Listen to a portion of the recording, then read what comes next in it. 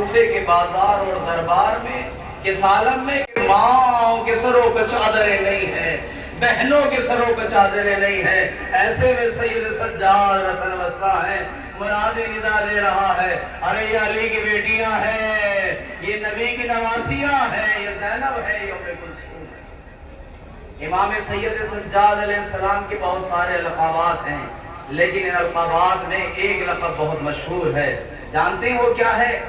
سید الساجدین، سجدہ کرنے والوں کی زینت، سید سجاد۔ جب میں امام کا یہ نام سنتا ہوں تو سوچتا ہوں آخر کیا وجہ ہے سید السجاد کو سید الساجدین کہا جاتا ہے، جبکہ رسول خدا نے کتنی نمازیں پڑھی، کتنے سجدے کیے، کہ اللہ سورہ مزمل میں کہتا ہے یا ایھا المزمل قم اللیل الا قلیلا، اے میرے رسول راتوں کو کھڑے ہو کر کم نمازیں پڑھا کر، اس لیے کہ زیادہ نمازیں پڑھنے کی وجہ سے تیرے پیروں پر برم آ جاتا ہے۔ ارے وہ رسول جو رات رات بھر سجدے کرتا تھا اس کا نام سید الساجدین نہیں ہے۔ مولا علی مرتضیٰ رات رات بھر عبادت خدا کیا کرتے تھے، رات رات بھر سجدے کیا کرتے تھے، اور تو اور مولا علی کا وہ سجدہ جو مسجد کوفہ میں روزے کی حالت میں آپ کے سر پہ ضربت لگی تھی، آپ کا سجدہ بڑا عظیم تھا، لیکن پھر بھی آپ کو سید سجاد نہیں کہا جاتا۔ امام حسن علیہ السلام آپ کی عبادتیں بہت زیادہ ہیں، لیکن آپ کو سید سجاد نہیں کہا جاتا۔ امام حسین علیہ السلام جب گھوڑے پر تھے، جس میں نازنی میں کوئی جگہ ایسی باقی نہیں تھی جہاں تیر نہ لگا ہو، جہاں زخم نہ ہو، 1900 زخم تھے امام کے بدن نازنی پر، اور ایسے میں امام زمین کربل پر آئے، سجدہ کیا۔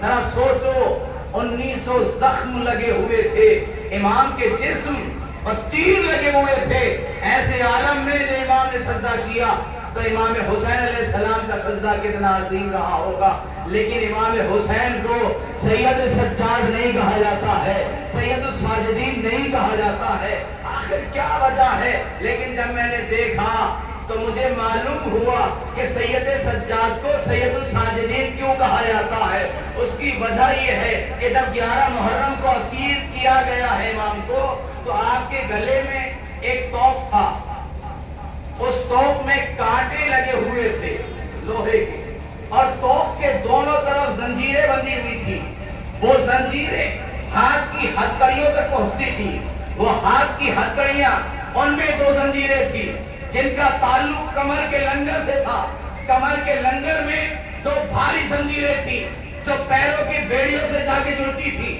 اس طریقے سے امام سید سجاد علیہ السلام کو اسیر کیا گیا۔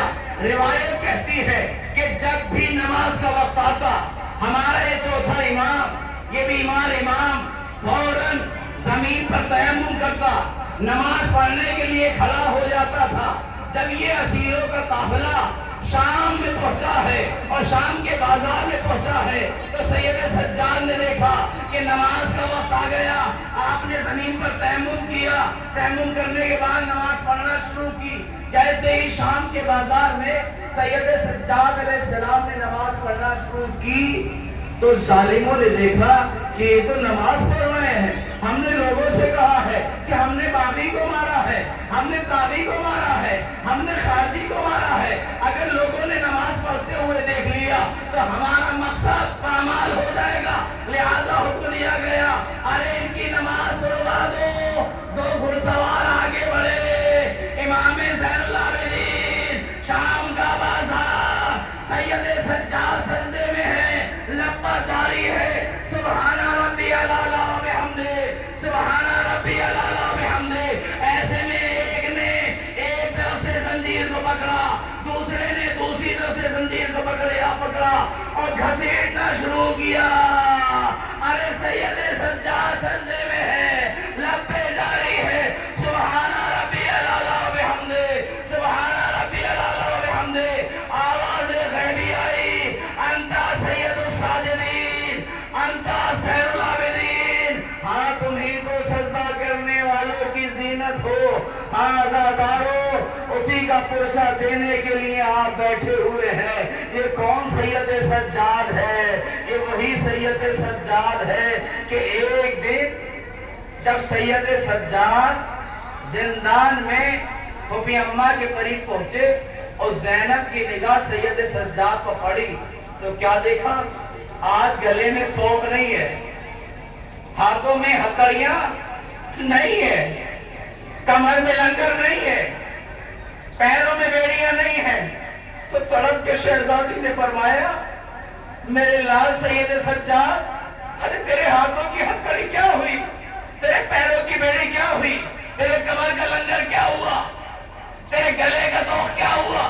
कहा फूफी अम्मा, यजीद का हुक्म आया है, यजीद का हुक्म आ गया है कि अब हम आजाद हैं। उसने रिहाई का हुक्म सुनाया है। उसका कहना यह है चाहे यहीं रहे चाहे वापस चले जाएं। तो शहजादी ज़ैनब ने तड़प के कहा, मेरे लाल सैयद सज्जाद, तुमने क्या कहा?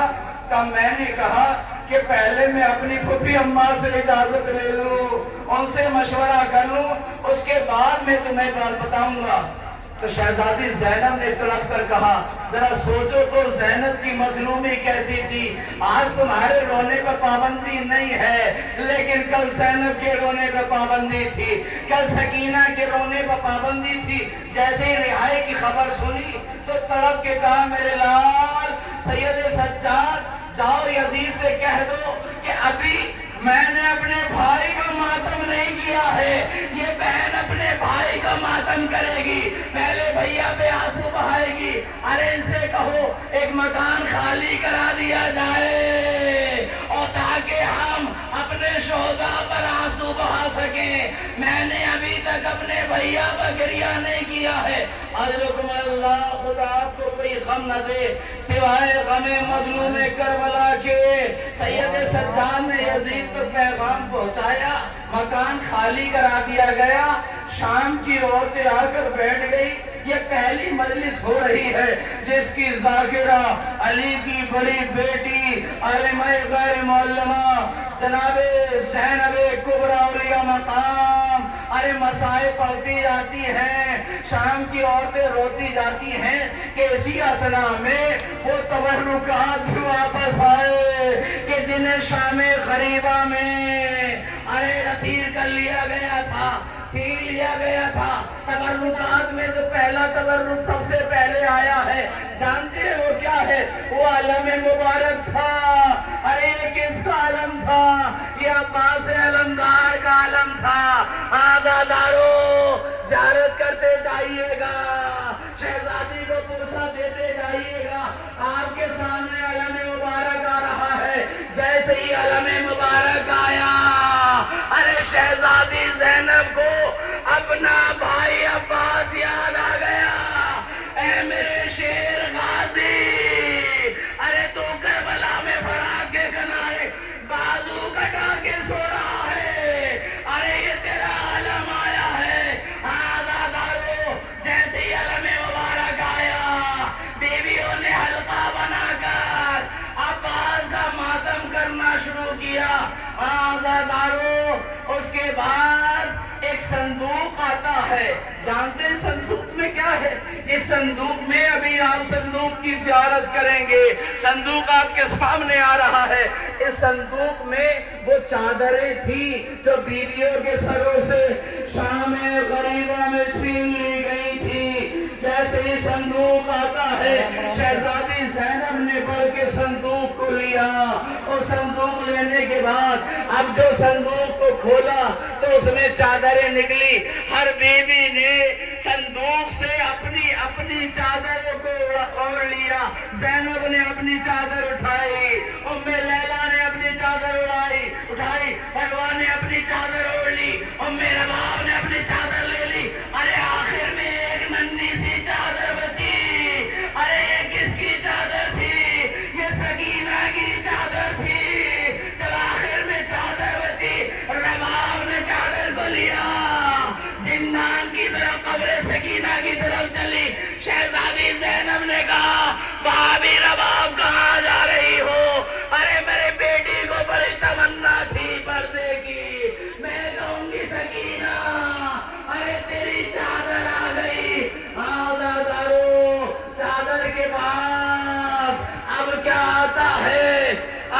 واقعہ ہوا کہ جب شام غریبہ میں خیموں میں آگ لگائی گئی تھی تو اس میں امام کی ایک مسند تھی. جانتے ہیں کون سی مسند تھی؟ جس میں ہمارا آپ کا چوتھا امام مسند پر بیٹھا کرتا تھا.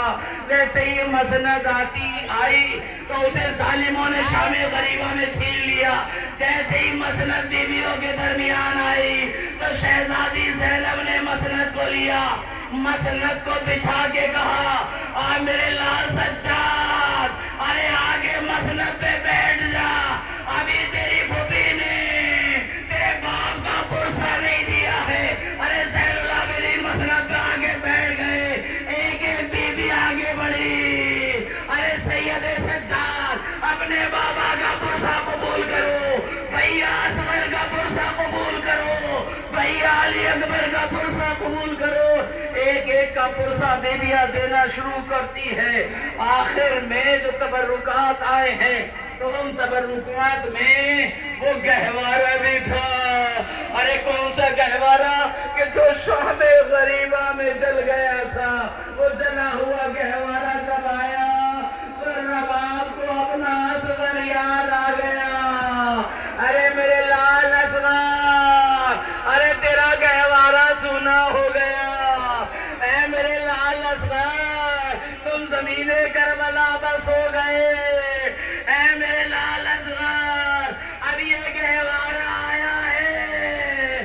میرے لال, اب اس گہوارے میں کس کو جھولا جھلاؤں گی. جیسے ہی گہوارہ آیا بیویوں نے حلقہ بنا کر ماتم کرنا شروع کیا.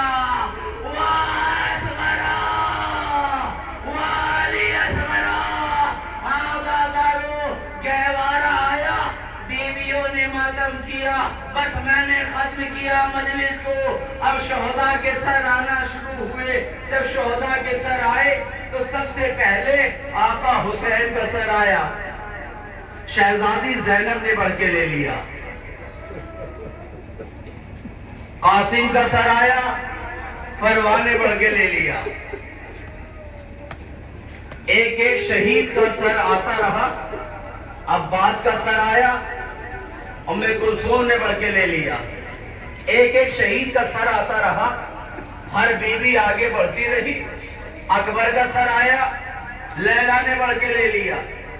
جب سب سروں کو سب نے لے لیا تو آخر میں 2 سر ایسے بچے جن کا کوئی لینے والا نہیں تھا. شام کی عورتوں نے پوچھا, ارے کیا ان بچوں کی ماں مر گئی کہ ان بچوں کے سروں کا کوئی لینے والا نہیں ہے؟ ارے علی کی بیٹی تو آپ کے رہ گئی. کہتی ہے شام کی عورتوں, ایسا نہ کہو, ان کی ماں زینب زندہ ہے, لیکن میں اپنے لڑلوں کا ماتم نہیں کروں گی. میں اس حسین کی ماں کا, میں اس حسین کی ماتم کروں گی جس کی ماں دنیا میں زندہ نہیں ہے. زینب نے زندان میں حسین کا ماتم کیا. واپس کربلا آئی, تب بھی بیٹوں کا ماتم نہیں کیا. نانا کے مزار تک واپس آئی, بیٹوں کا ماتم نہیں کیا. لیکن یہی زینب جب واپس اپنے گھر پہنچی, اب جو گھر میں داخل ہوئی, حجرہ کھولا. جیسے ہی حجرہ کھولا تو ننھے ننھے بستر نظر آئے, تو ننھے ننھے مسلے نظر آئے. زینب کا دل بھرایا, اے میرے لالو محمد, ارے اپنی ماں کو معاف کر دینا. تمہاری ماں تمہاں پر گریہ نہ کر سکی. اے اونو محمد, سیعلم الذین ظلموا ایہم القلب ینقلبون. انا للہ و انا الیہ راجعون. الا لعنۃ اللہ علی الظالمین. ماتم حسین.